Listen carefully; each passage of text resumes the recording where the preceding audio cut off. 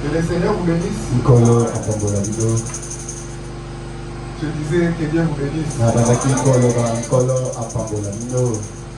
Encore une fois de plus, nous vous disons merci d'être venu dans la maison du Seigneur. Je remercie aussi le pasteur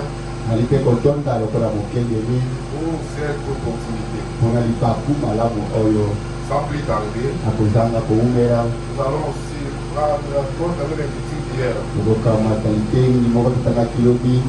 Genèse chapitre 1 verset 26. Nous lisons au nom du Seigneur Jésus-Christ. Oui, Dieu dit, faisons l'homme à notre image,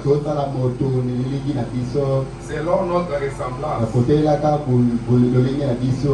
et qu'il domine sur les poissons de la mer, sur les oiseaux du ciel, sur les bétails, sur toute la terre, et sur tous les reptiles qui rampent sur la terre.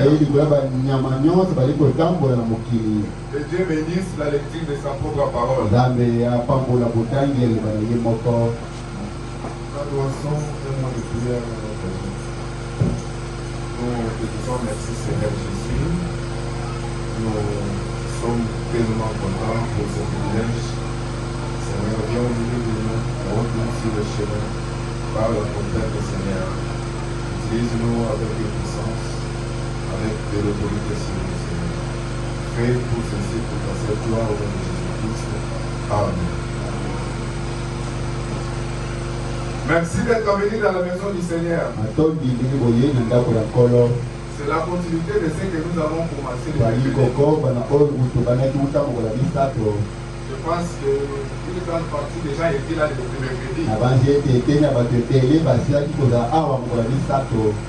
Vous avez aimé la prédication du mercredi. Alors nous allons ajouter quelque chose.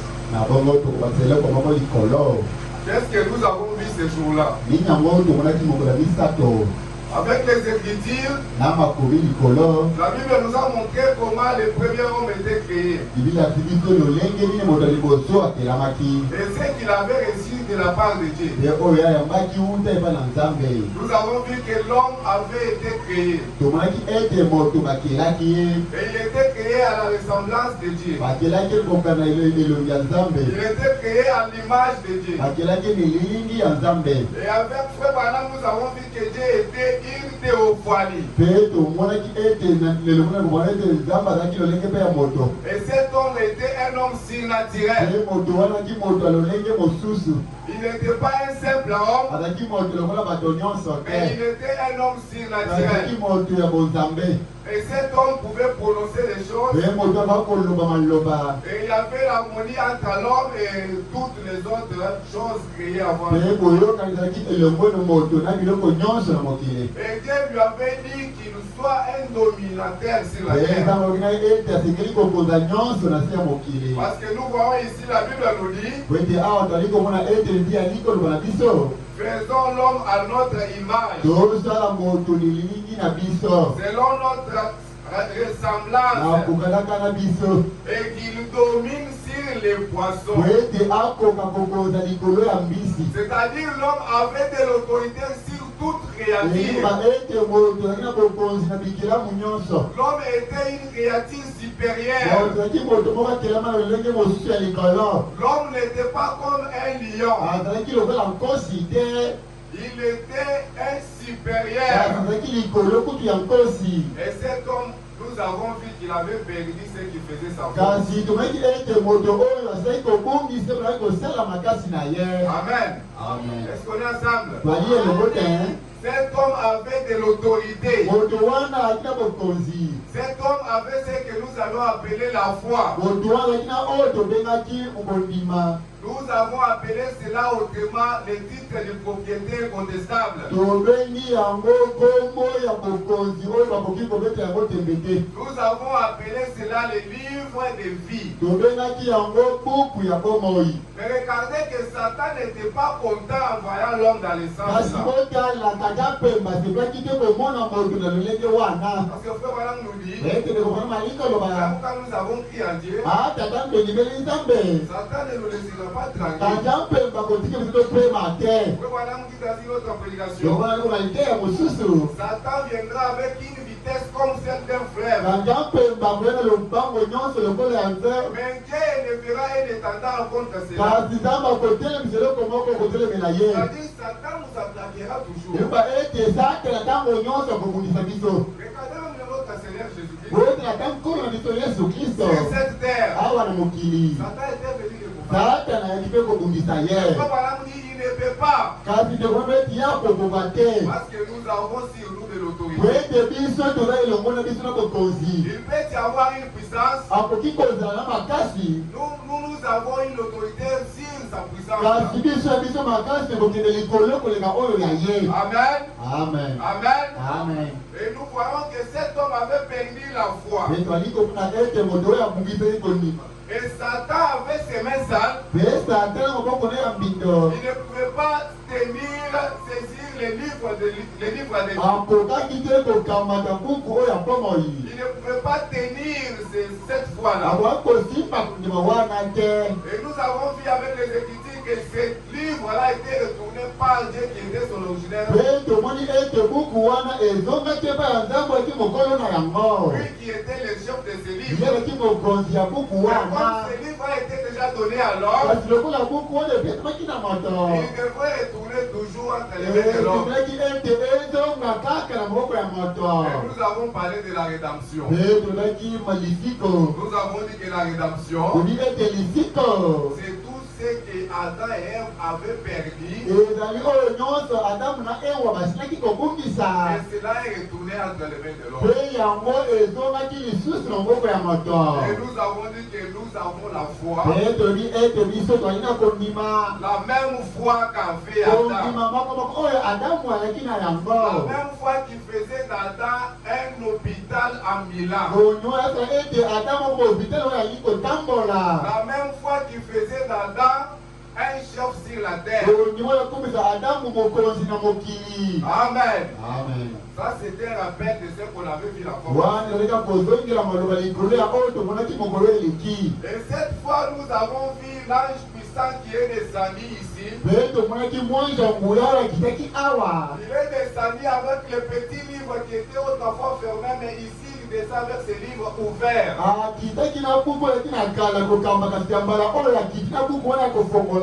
Et il a pris ce petit livre et l'a donné au prophète William. Et nous avons vu que ce livre, l'ange puissant, et tous étaient entrés dans les prophètes. Et les prophètes pouvaient créer par la parole. Et j'avais dit que nous sommes les enfants du prophète. Parce que frère Balam dit que nous sommes ces enfants nés par l'évangile du Seigneur Jésus-Christ. Étant comme ces enfants, nous pouvons aussi créer par la parole. Et cette même autorité, nous l'avons aussi sur nous. Amen. Gloire à Dieu. Merci Seigneur. Nous continuons la lecture. Je suis dans la prédication une bannière. Prêché le 19 janvier 1970. 19 janvier 1960. Paragraphe 51. Voilà, on parle d'un policier. Comme le roulage que nous avons dans les routes. Voilà, on dit. Et quand un homme ou une femme est revêtu de toute l'armure de Dieu, ce n'est pas la puissance, c'est l'autorité d'en haut. Quand il dit dit, les démons lieront les freins dresseront, même la mort elle-même va être ébranlée.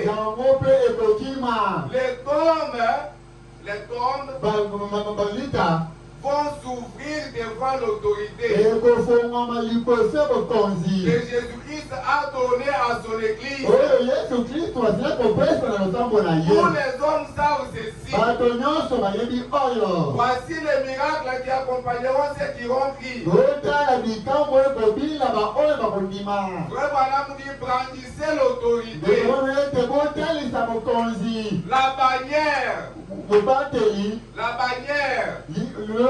C'est comme un drapeau. Sa main levée avec les camps blancs. Quand un policier s'arrête ici, avec ses camps blancs sur sa main, même si le véhicule est dans une grande vitesse, mais une fois que ce petit policier-là lève sa main, le véhicule va s'arrêter. C'est pourquoi Frère Branham dit, brandissez l'autorité, la bannière, sa main levée avec les camps blancs, arrêtera chaque véhicule. Il n'a peut-être pas assez de puissance. Parfois c'est un petit homme. Bien qu'il ait un petit homme, mais il a une autorité sur lui. De Dieu, il a de l'autorité. Alors Frère Branham dit, il a la puissance. Il n'a peut-être pas assez de puissance pour arrêter une bicyclette, mais il a l'autorité. Je sais que je viens de dire que le diable peut être puissant, mais nous avons de l'autorité sur ça. Nous avons aussi l'autorité d'arrêter même la mort. Ce petit policier-là peut arrêter tous ceux qui traversent cette ville. Frère Branham pose la question, pourquoi? Frère Branham répond, ce petit policier-là, il a toute la loi derrière lui. Et un chrétien qui est mort, ressuscité avec Jésus, dans sa résurrection, dans les lieux célestes, voyez, nous sommes morts avec lui. Alors nous sommes aussi ressuscités avec lui. Car le corps suit la terre. Il est la terre. Et ceci est le corps. Ce n'est pas que nous serons, mais nous sommes maintenant assis ensemble dans les lieux célestes. Jésus-Christ, avec chaque puissance vécu et sous ses pieds, l'autorité. Voilà la bannière. Voilà ce qui compte. C'est lever tout simplement la main. Un chrétien a cette autorité. Alors n'ayez jamais peur. On avait dit la fois passée qu'un homme esprit, il a que deux sens. Il a un sens d'incrédulité, un sens de la foi. Nous avons montré que l'incrédulité ne peut rien nous aider.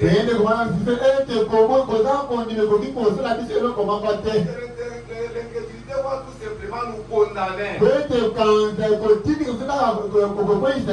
Mais la foi va nous aider. Moi, je vous ai dit, devant n'importe quelle circonstance, devant n'importe quelle circonstance, choisissez tout simplement la bannière. Et le véhicule qui viendra avec une vitesse, cette maladie-là qui viendra avec une vitesse, quand elle verra ta mère, la maladie aura basi ekokima likambo ekobanga kasi yo lokola mwana na nzambe tomona lolenge moloboko po ete bokonzi nyonso ezali na nsima na yo po ete mpulusu wana azali pulusu moko ya mokie kasi ata soki mituka eminene makasi soki kaka bango omoni ete mpulusu atongoli loboko mokola mutuka kotelemisa mutuka na ye ete na nsima ya moto wana ya mokuse libeko nyonso ya mboka ezali na nsima na ye libeko nyonso ya nzambe bokonzi nyonso ya nzambe ezali mpe na nsima na bino kobanga eloko te elongo na yango nzambe oyo akokima akokende mosika na yo ndima yango ezali basolo ndekobana likopesele nyonso oyo mpona ete toka kososola bokonzi nini yali na nsima na biso po ete bakela moto po ete akonza kasi ozali mokristo na ndako na yo moko wali na nyawa likoyemba na butu nyawa likosala makele na butu yo balikoba kolala ndako na yo moko yo tongole momele loboko tongole momele loboko obanga eloko te ntango okende moto oyo alikolakelo mabe yo kotala nyonso koki koloba te ye kaka bokole mokonzi na kati na yo yango nde kopesa yo ekelemeli tina wana osengeli kobanga te ebaki yango mokolo eleki eza na mabota mosusu oyo moto okoki koloba na yo oyo na libota na biso tokolaka soki tonumi komona bato bakomi kondima yango ete libota bango kolaka libange oyo na libota na biso kaka na libota na biso kasi ntango likobotama na kati na kristo biblia ete okomi ekelamu ya sika ntango ndimisango oyo ozasi moto moko moko ozalaki te okomi ekelamu ya sika na kati na yesu sika osengeli ete olanda matangisi yango nde toali na kati ya kosala toyeli awa kolamusa bango bali na kati ya kolala ete ozali moto moko ya mokie te ozali moto atondi bokonzi osila komona ndakisa mwana ya mokonzi ya mboka ntango ali koya awa pe amoni ete batie mipekisi liboso na ye o awa moto akoleka za te mwana mokonzi ya mboka kokobanga ete batie mipekisi liboso na ye po ete eyebi ete ye azali na bokonzi elongo na ye ezali mpe elongo moko na biso bokonzi ekoki mpe koya mwana okoki mpe kobela ata na butu yo kotia makasi na hopitalo te ozali mwana na nzambe ozali mwana mobali na nzambe kamata mwana bondela nano yo ozali na likambo na kosala yango eloko nyonso sekomi ete tya nzambe na esika liboso toyebi ete nzambe babikisa na nzela minganga akoki mpe kobikisa na nzela ya nzenze au travers de sa parole. Mais pourquoi nous sommes toujours pressés? Chaque fois qu'il y a un problème, nous sommes toujours appelés d'abord les gens qui peuvent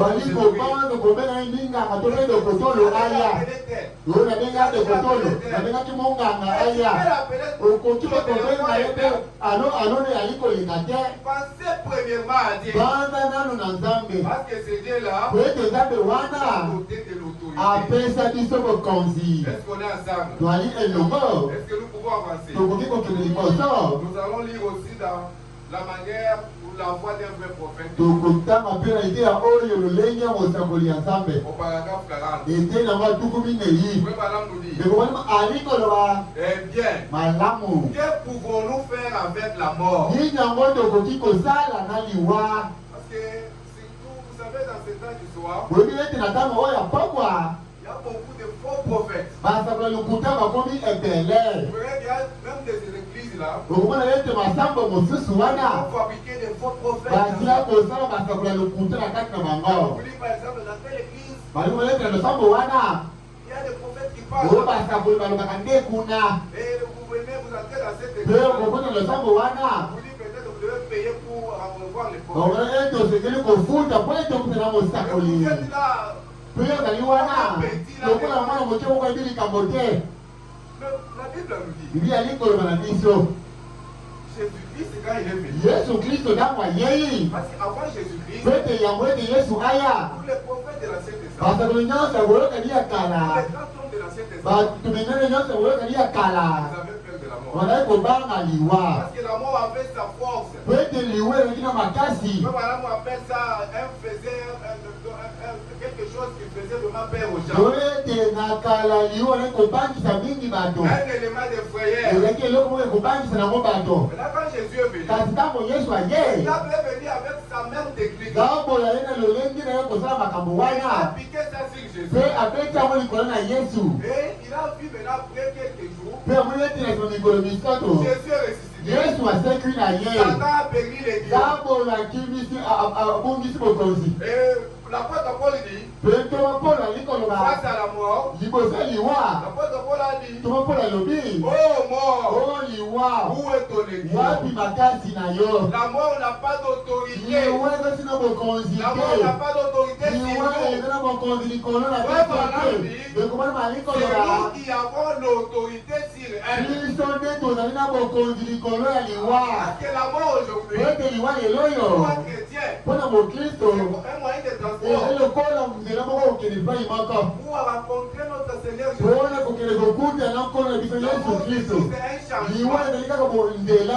Nous ne pouvons pas avoir peur de la mort.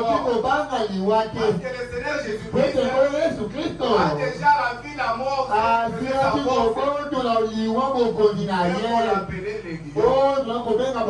aujourd'hui c'est nous qui avons de l'autorité sur la mort. Doit nous donner vraiment de la joie.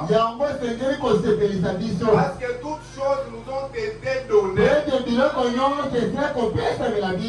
Mais tout ça vous a été donné. Si nous pouvons lire dans Sentinelle Cantique de la nuit, du 30 11 1958, Frère Branham nous parle d'une petite histoire. Je vais aller trop vite. Frère Branham dit, il y avait un prédicateur, un missionnaire. Ce missionnaire-là avait un enfant qui était malade. Frère Branham dit, ce missionnaire avait appelé le prophète.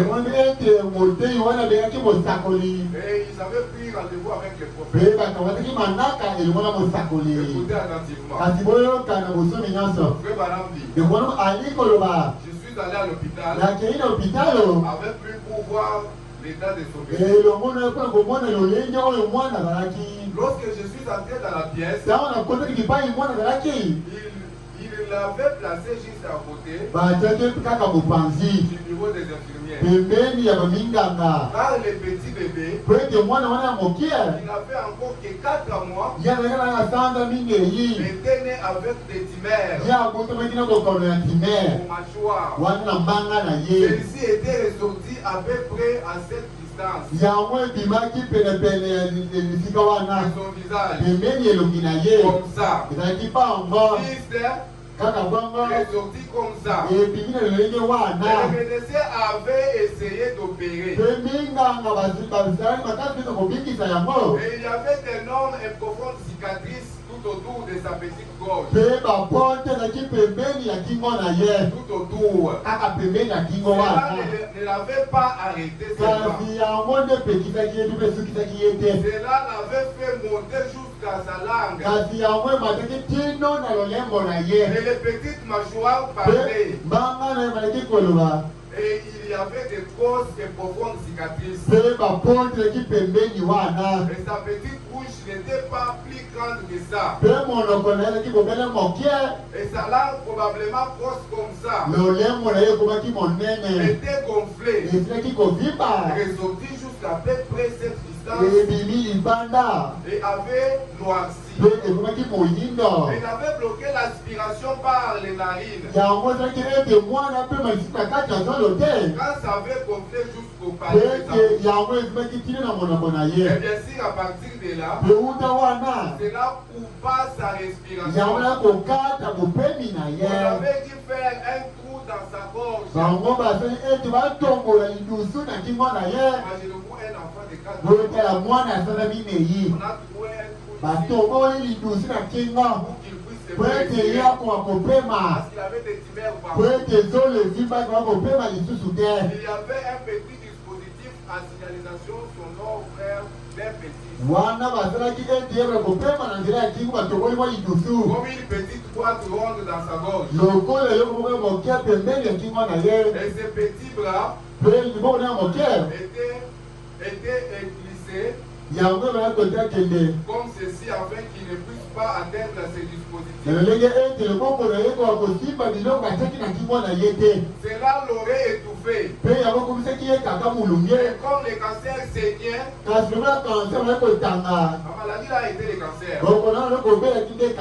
L'infirmière devait se tenir là avec quelque chose pour enlever du dispositif. Sinon cela l'étoufferait à mort. Et le père a fait un tour jusqu'au chevet et a dit à ce bébé là. Le bébé s'appelait Ricky. Le papa a dit Ricky le petit garçon. Le petit de papa. Il a dit papa a amené frère Branham pour prier pour toi Ricky. Lorsqu'il dit le petit garçon de papa, Branham dit j'étais tout simplement hors de moi. Je ne pouvais tout simplement pas supporter cela. Plus longtemps. J'ai dit m'arriver au bord du lit. Le petit garçon de papa. Et le petit enfant, quoique trop jeune, savait que c'était son papa. Il s'est mis à respirer péniblement comme cela. Et ses petits bras étaient comme ça. Et lui essayait de tapoter le petit enfant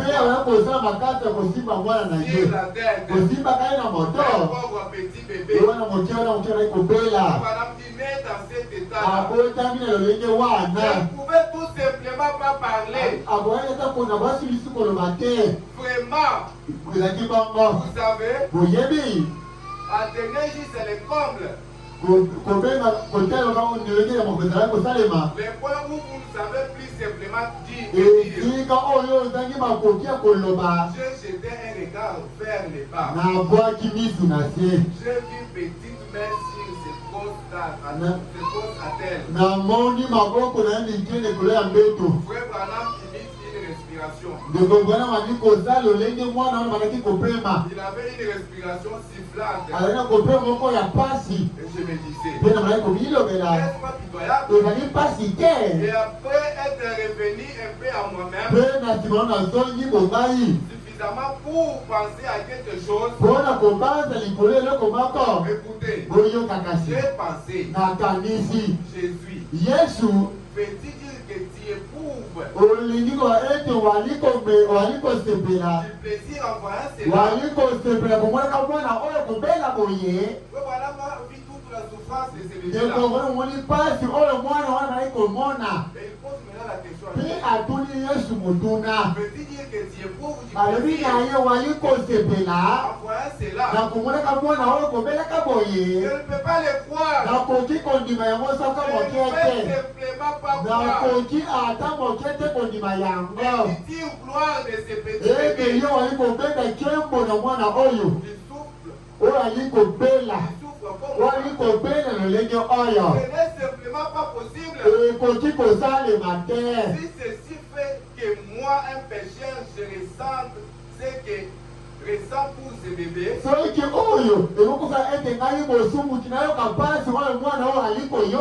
qu'est-ce que ça te ferait à toi? Toi, la source de toute miséricorde. Qu'est-ce que cela doit te faire?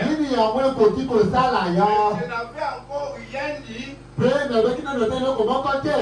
Il essayait de jouer avec lui. Je le calmais. Et son petit corps recouvert d'un petit larme. Le petit corps était... Tout n'était pas plus gros que ça. Et c'est la tête qui était la partie la plus grosse. Avec ses mâchoires terriblement gonflées. Est-ce que vous écoutez? Ils avaient placé quelque chose autour de sa tête afin d'empêcher sa petite tête d'éclater.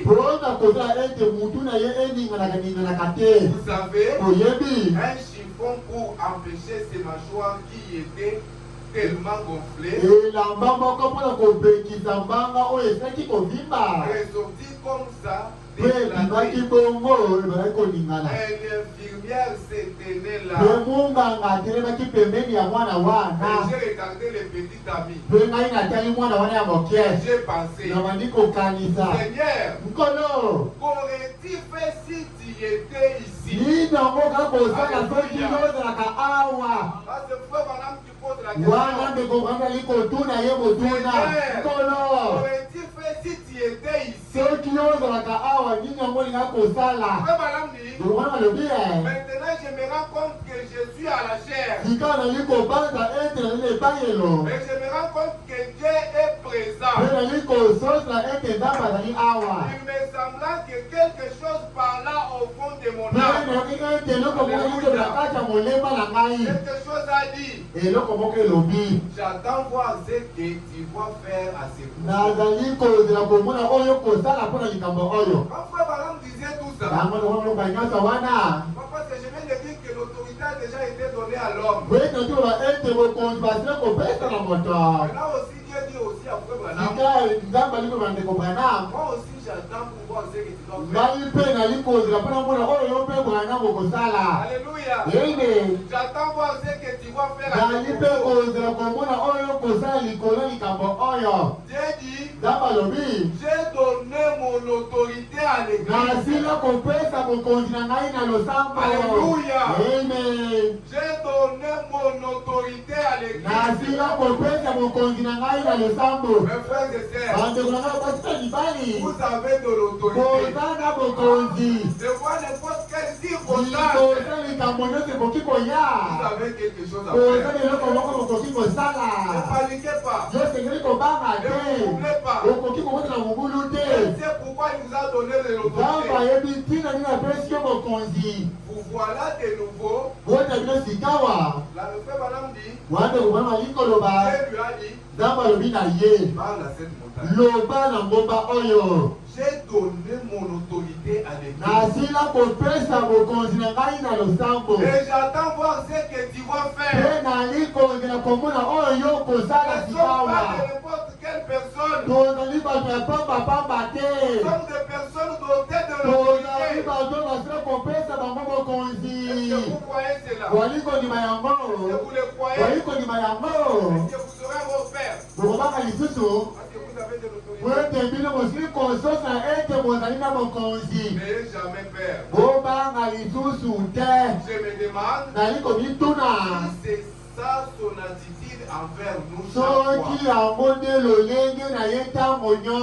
Ça, c'est la question que wana motuna ndokobana ali komituna dali komituna c'est ça son soki amonde lolenge na kosa makambo kotela kabiso tango nyonso il attend voir ce que nous allons faire ali pe kozela komona oyo biso tokosala yembo na nzambe yango alitina ndina oyo ezali bilembo ya ngonga otala bikamwe kondima baoyo bakondima lui allait comme la mission. Imposer les mains aux malades.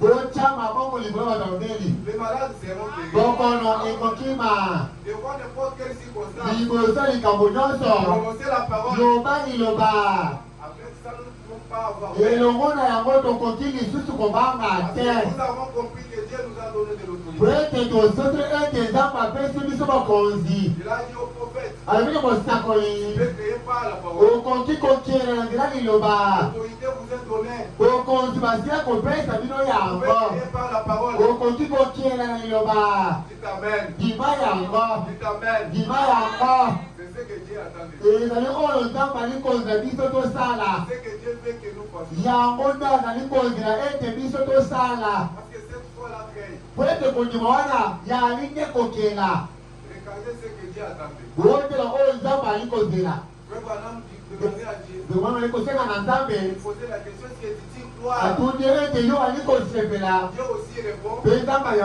Moi aussi j'attends pour parce que vous avez déjà réussi tout. Il y a certaines choses qui ne demandent même pas la prière. Parlez tout simplement.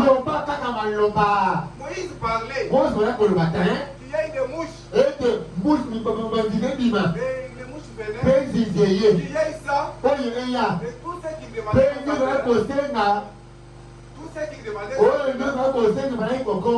Moïse est venu pour libérer les enfants. Ils sont sortis de l'Égypte. Ils se sont retrouvés devant la mer. Et quand ils ont commencé à crier, vous savez la réponse de Dieu. Pourquoi crier?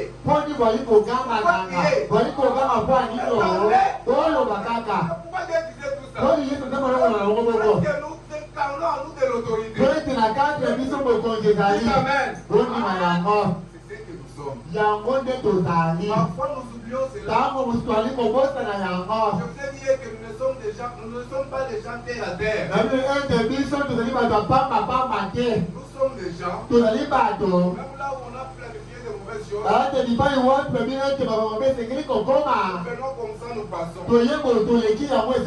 La personne là qui a mis les pieds se pose des questions. Il a marché sur mes histoires. Ou pas. Mais j'ai piétiné même. Mais j'ai continué mon chemin. Quand vous allez commencer à vous poser des questions.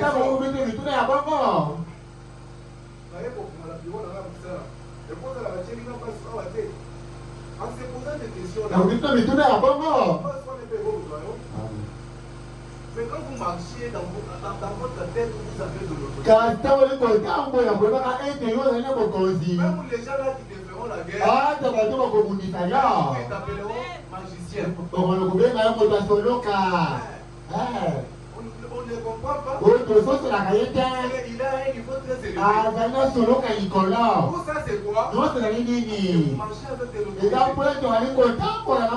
Moïse, Moïse, pourquoi crier dans ces peuples-là, de cette terre, quand Moïse parle, c'est ce que Dieu fait de nous.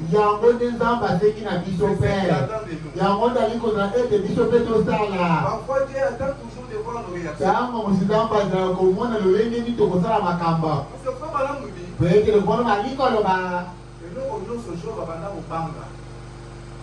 quand je se posais des questions, ça peut m'arriver comme ça, ça peut m'arriver comme ça. Madame dit, tout ce que Job craignait, c'est ce qui lui arrive. Ne craignez pas mes frères et sœurs. Regardez Abraham. Abraham a fait 25 ans. Il attendait seulement. Madame dit que la foi, Dieu a amené Isaac dans la maison d'Abraham. C'était par la foi. Regardez que même Isaac et Abraham avaient attendu pendant 25 ans.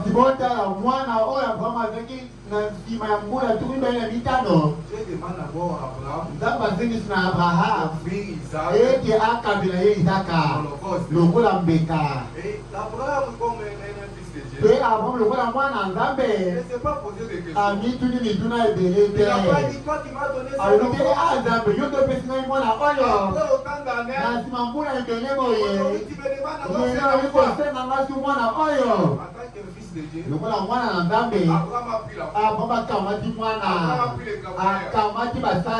L'enfant savait que chaque fois il y avait ses services.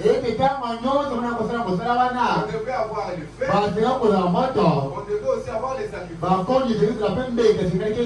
Isaac a remarqué qu'il y avait les bois, il y avait les feux, mais il n'y avait pas l'agneau. Et maintenant cet agneau-là, il devait être sacrifié. C'était ce bois. Et Abraham a obéi. Abraham a amené l'enfant jusqu'à la mort. Regardez ce qui est arrivé. Quand Abraham est arrivé, Abraham a saisi la foi. Quand il a essayé de corriger la foi, Dieu a créé un bélier. Mais c'était un endroit où un bélier ne pouvait pas être. C'est pourquoi je vous dis, Dieu peut aussi le faire pour vous. Mais il attend d'abord de voir. Est-ce que vous obéissez à sa parole? Est-ce que vous marchez dans sa parole?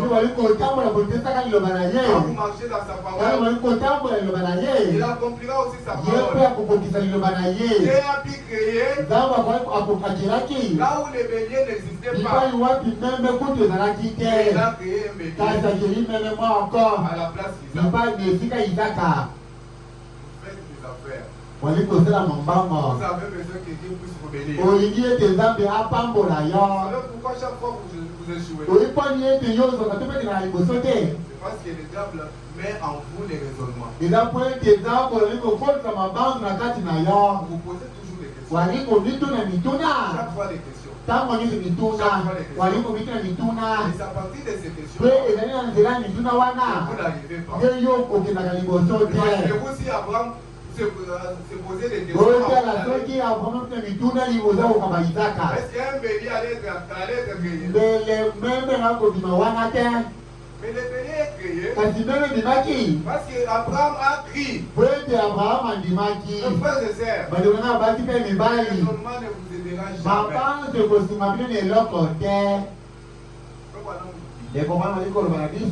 Une sœur, quand tu as besoin du mariage,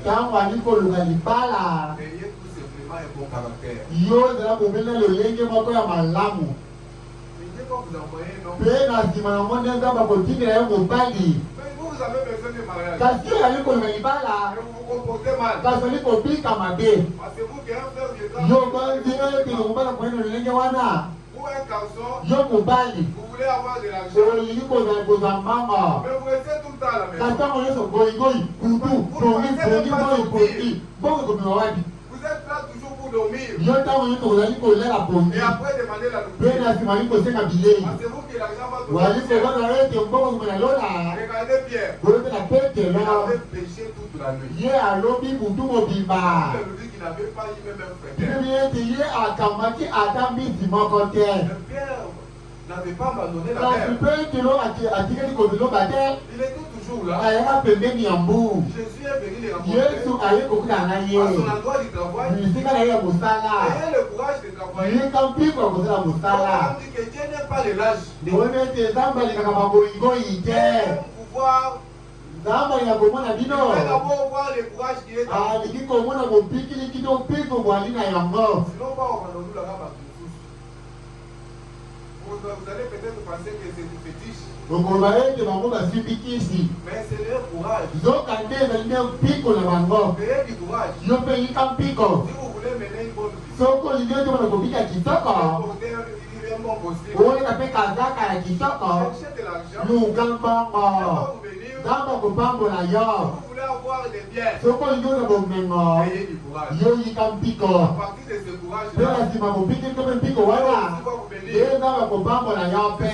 Dieu veut voir de nous. Yango nde nzambe alingi ete biso tosala. Si ce travail-là est petit, Ata soki mosala oyo azali mokie. premièrement, Dieu veut voir votre courage. Liboso nzambe alingi ete obanali kosala. Il veut d'abord voir votre courage. Alingi ete yotya etenge liboso. Mais frère, quand vous ne voulez pas travailler, Kasi ndeko mobali yo olinga kosala te. chaque fois dans cette église, nous avons des besoins. Ntango olinga losambo oyo kosenga ezalaka. Comment ces besoins-là seront satisfaits? Lolenge nini kosenga nyonso wana tokopesa yango biyano. On demande même 5 000 francs, vous n'êtes pas le signe. Bali kosenga ata 5000 francs yo makoki kopesa ezali te. Tout ça, c'est parce que vous ne travaillez pas. Nyonso wana po ete yo moi na yo kosala mosala. Quand on vient prêcher, Ntango ali koteya on vous prêche la foi, toali koteya biloko ndima. on vous demande aussi d'aller faire quelque Mpe chose. toali kosenga mpe na nsima okende kosala eloko moko. Dieu a demandé à Moïse, Nzambe asenga na Mose qu'a-t-il là?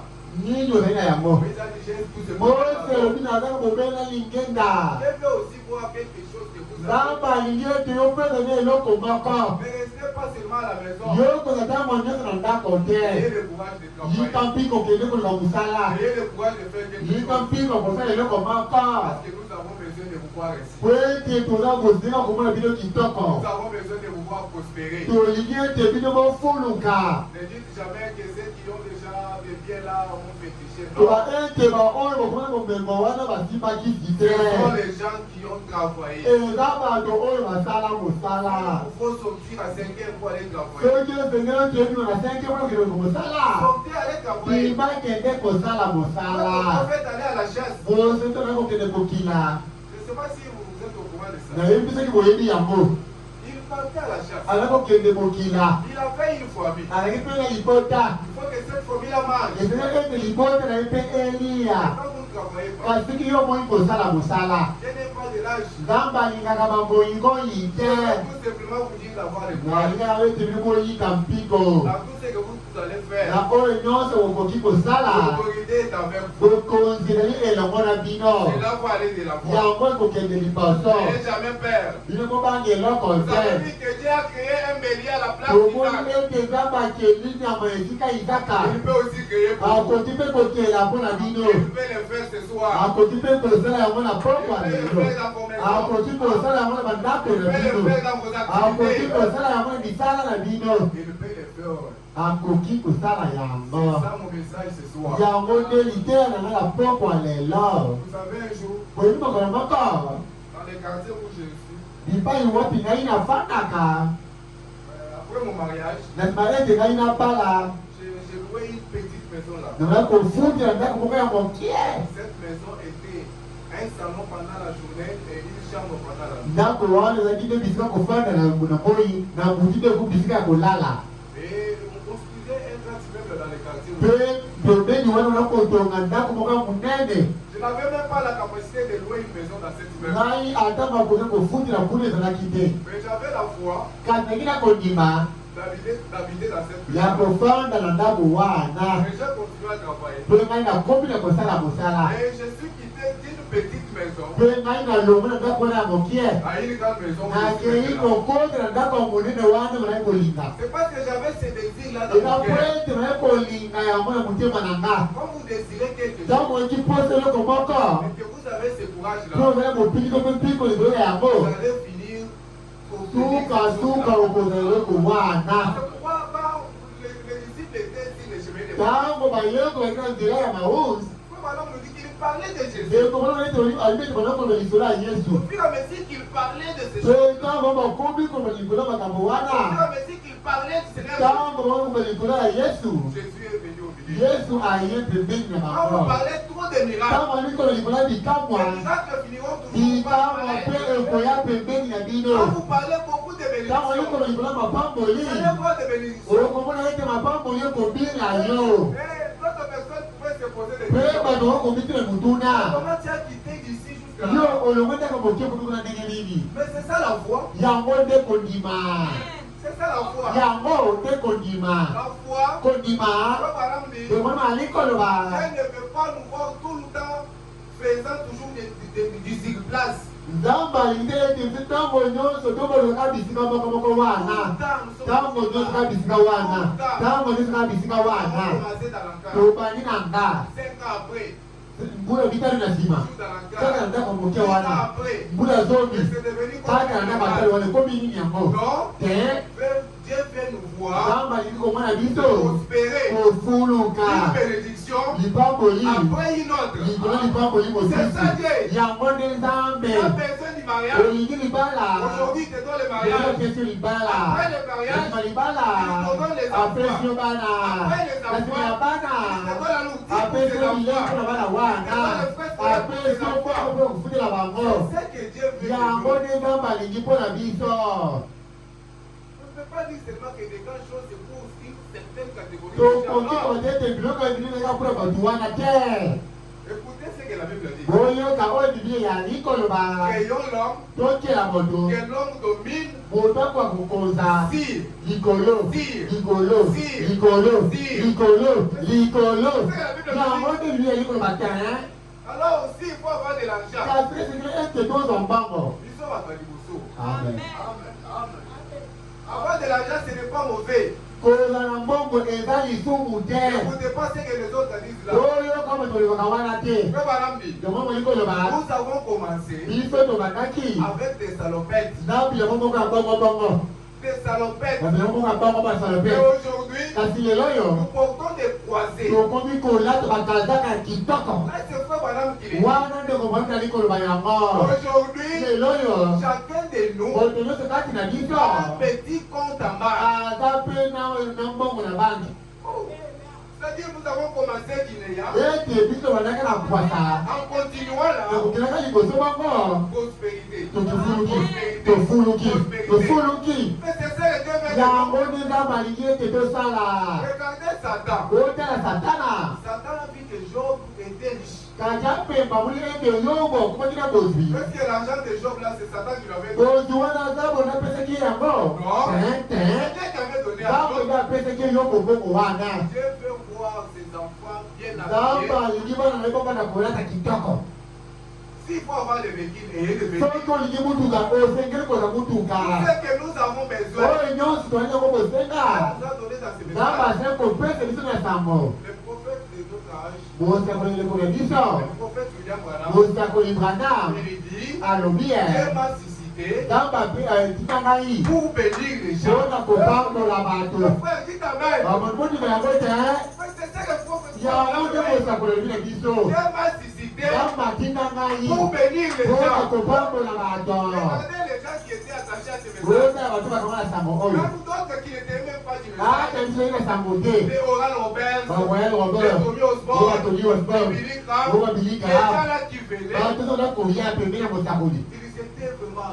des nzambe bénis. apambolaki bango na nzela ya mosakoli Les frères Branham se posaient la question. pe ndekona mokili moto mokola baka Dieu lui a dit, nzambe alobi na ye Dieu vos terres, yo ozali zebi ozali Dieu zebi même pour enrichir les autres. obotama mpona kopambola basusu Mais qui sont ces gens-là? kasi bato oyo bazali banani Mais c'est nous. ezali nde ngai na yo Nous devons avoir la foi des grandes choses. biso tozali koza kondima biloko ya minene Pas seulement la foi pour avoir un petit sac de biloko secours. ozi fuma moke oye te S'il faut payer des véhicules payés. S'il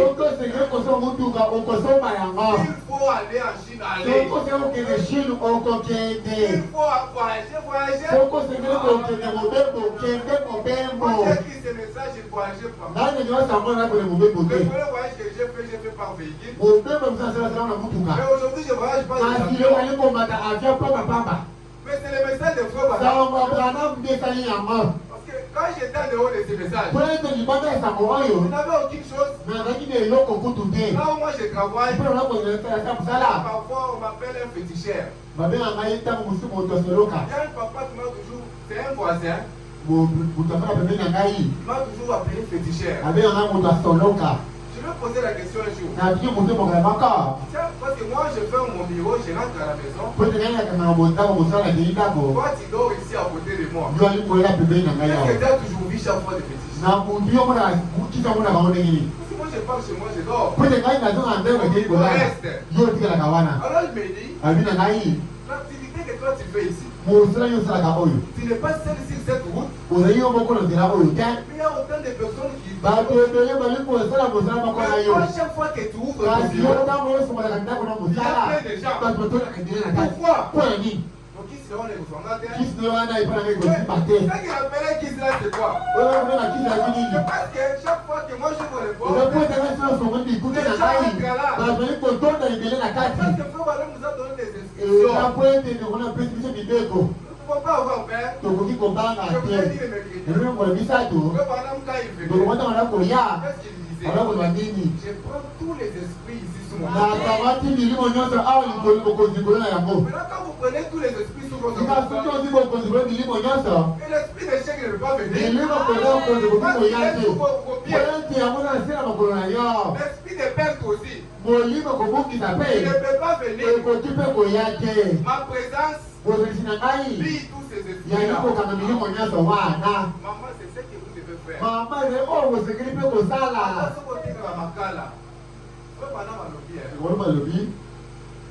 Aujourd'hui, nous avons enseigné comment nous devons prier.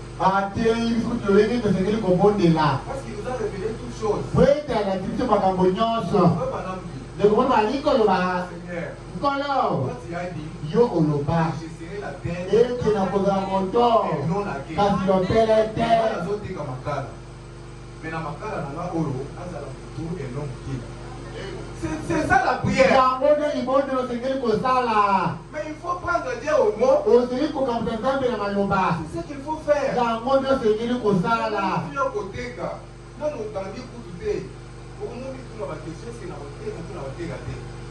Est-ce que je vais le longtemps vraiment? Mais tu te poses des questions. Donc avant même d'entrer en mandat, tu as déjà perdu. Non, le message me dit chasser la paix. Que la paix c'est une malédiction. On ne peut pas avoir paix. C'est que nous devons faire. C'est aussi paix à la paix.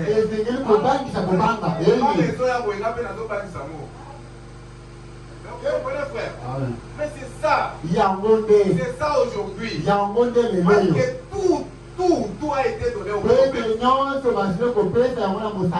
Prends-les, révèle-les à mon Père. Prends-les. Prends-les et envoie-les. Sans avoir peur. On les prend même. Voilà, nous mangeons et les sabots. Les excréments. Prenons tout. Toutes les bénédictions. C'est pour vous, mon frère. C'est pour vous, ma soeur. Et pas peur. Frère Branham avait besoin de l'écrivain. Frère Branham, notre prophète, avait besoin de l'écrivain. Nous lisons c'est peut-être notre dernier service. À la prédication, allait dire. Pour courir ça un message.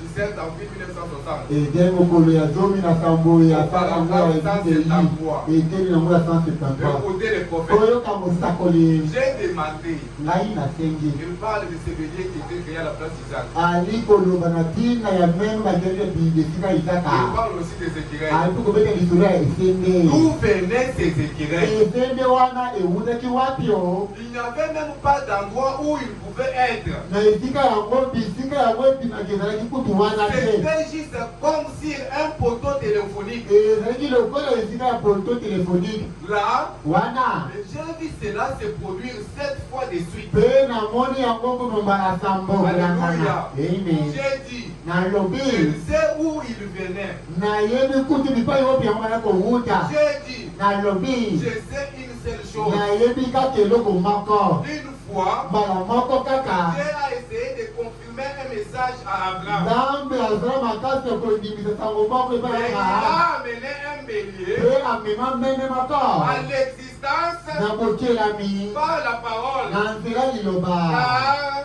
pamba te il avait besoin d'un bélier ye ava koluka meme pour confirmer cela. mpona kondimisa yango. Il a fallu que j'aie un besoin d'un équilibre. ezengeki ete nayoka posa ya esende moko Une fois que vous avez seulement un ntango besoin, kaka yoki posa une fois que vous désirez avoir un ntango mariage, nayoki posa ya eloko Dieu va vous donner ce mariage. ntango bakopesa yo yango. Mais nous, c'est d'abord vous. Désirez d'abord. eloko ya liboso oyo osengeli koyoka posa ya eloko Abraham a désiré. abongo ayokaki Et le liposa bélier est venu. na nsima nde meme eye Le Branham dit, bwana malobi il a fallu que j'aie besoin d'un équilibre esengeki mpe ete ngai naluka nanu yoka posa ya esende pour mpona que je ete puisse le créer par la parole. nakoka kokela yango na nzela ya liloba.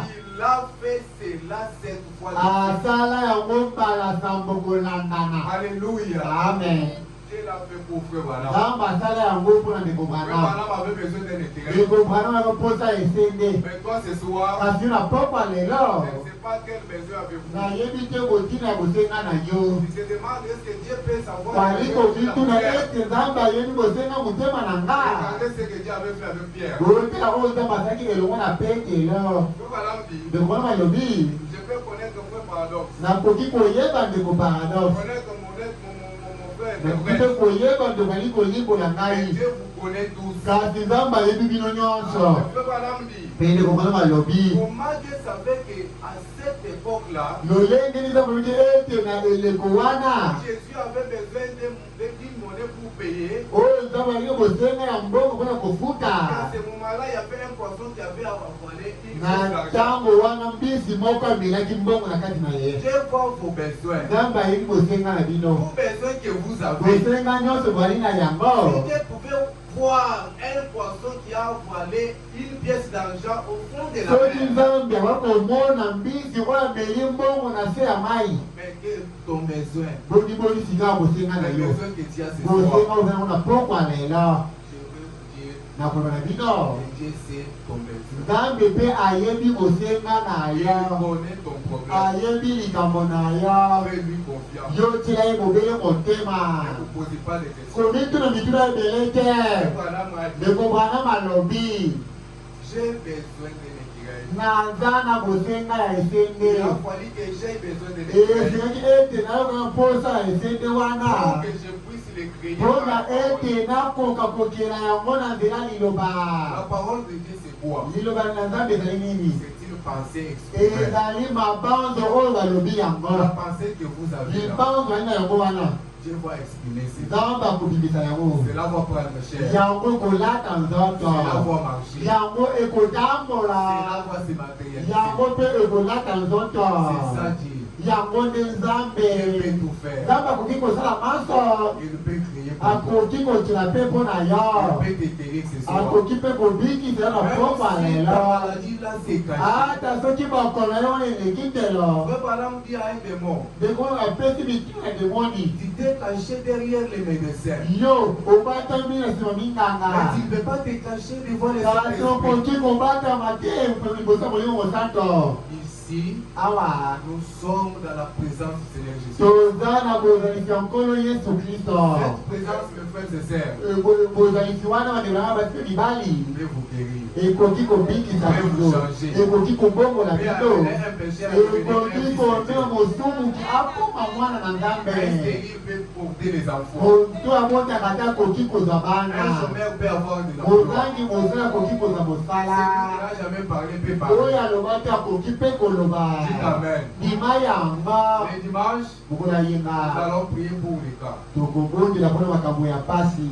Je sais que ce que Dieu a peut-être fait avec moi, nayebi ete oyo Nzambe asala elongo na dans ngai l'expérience que moi j'ai pu avoir, na mbikila oyo ngai nazali na yango, il peut aussi le faire pour quelqu'un parmi nous. akoki mpe kosala yango mpona moto na kati na Il peut bino. vous visiter. Nzambe akoki mpe kotala bino. Appelez quelqu'un. bobenga bapaya, bobenga bato, Invitez les gens de vos quartiers. bobenga bato ya kanti na La bino. personne qui peut avoir peut-être une difficulté. moto azali na pasi ali kobela ali na bakono, Invitez-les. bobengisa La bango. personne qui a peut-être une maladie moto grave. ali bokono ye ebikaka te, Invitez-les. benga Le ye. dimanche que nous serons ici, mokola yenga totondisa awa. elle nous a demandé Nzambe asengi na biso de poser les mains aux ya malades. komama maboko na bato Ce bakono. n'est pas moi qui guéris. ngai nabikisaka te Ce o. n'est pas même un serpent de rein qui guérissait. yoka moto akotena na kobikisa. L'eau là qui était agitée par ata mai wana baningisaki te na kobikisa. c'était le Dieu qui descendait. nzambe nakokita Il te guérissait. abandaki nde Ce n'était pas kobikisa. Paul. ezalaki paulo Ce pe n'était te, pas Pierre. ezalaki petelo pe te. La Bible nous dit on a besoin de malades. banakomela bato babeli Dans l'ombre de Pierre. elili ya Pierre petelo a été guéri. bato balaki kobika. Donc, on a montré que ce n'était pas Pierre. ekolo ezalaki petelo te na balaki Mais kobikisa. c'est le même Dieu là nzambe mokomoko wana qui est avec nous ce oyo soir. biso elongo na mpoka lelo Invitez les gens. kobengisa bato. Faites-les mes frères et sœurs. osala yango bandeko basi mpe Je sais libali. que Dieu sera au nayebi rendez-vous. ete mokolo yenga nzambe akozala elongo na biso. nzambe ya pambola Vous aimez les biso. prophètes. bolingi bosakoli, Vous aimez les prophètes. bolingi bosakoli. Mais c'est ce que le prophète a dit en pratique. bota oyo bosakoli alobi na misala, Mettez-les en pratique. botya yango na Chaque jour de misala.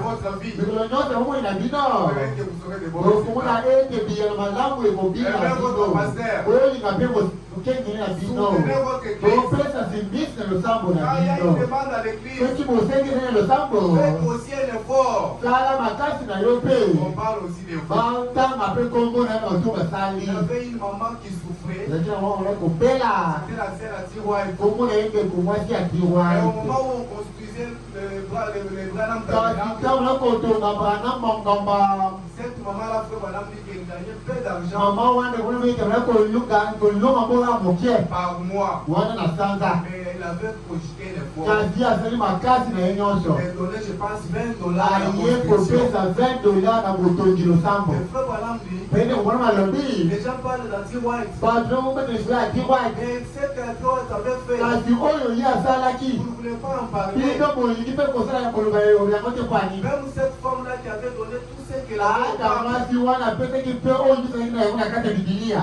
mais Jésus n'avait pas refusé kasi cela. yesu amonaki yango mpe te. Faites aussi de même. kosala lokola basi wana L'église a un mpona message. ete losambo mpe ekende liboso. Essayez aussi de participer. sala mpe makasi ya kopesa Quand sibisi. il cotise, soki olingi kosakisa mbongo cotisez aussi. pesa mpe Vous ayo. voyez que Dieu vous bénira. mpe kasi nzambe akopambola bino. balingi kosala yango bandeko basi mpe mibali. Pour le reste, mpona oyo etikali que Dieu vous bénisse. nzambe apambola bino. Rendez-vous le dimanche. tokutana awa mokolo ayenga Par la grâce du Seigneur Jésus-Christ, na ngolu ya nkolo yesu je kristo. pense que nous serons aussi le dimanche ensemble. nabandi ete mokolo ayenga tokozala elongo awa. Et Dieu sera au rendez-vous. mpe nzambe akozala elongo na Que biso. Dieu bénisse vos maisons. nzambe apambola bandako Que na Dieu bénisse bino. vos foyers. nzambe apambola mabota na bino. Que Dieu bénisse toutes vos histoires. nzambe apambola biloko na bino Dieu nyonso. bénisse aussi chacun de nous. mpe apambola bato nyonso